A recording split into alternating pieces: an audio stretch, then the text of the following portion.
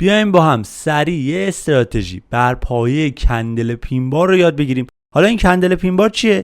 دقیقاً همین کندل سبز رنگه که این کندل اگر در جایگاه درستی قرار بگیره میشه الگوی همه. چه شروطی باید داشته باشه تا درست کار بکنه؟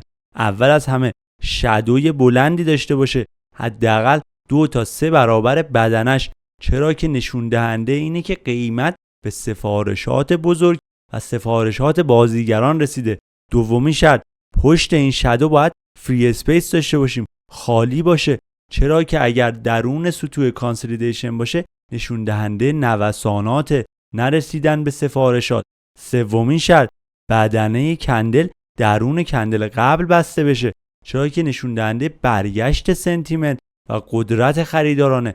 چهارمین شرط، باید حتما در سطوح و روند درستی قرار بگیره. مباحث سطوح و روانشناسی رو مفصل داخل کانال صحبتش رو کردم. بریم با هم یه مثال هم بزنیم که بیشتر باهاش آشنا بشیم.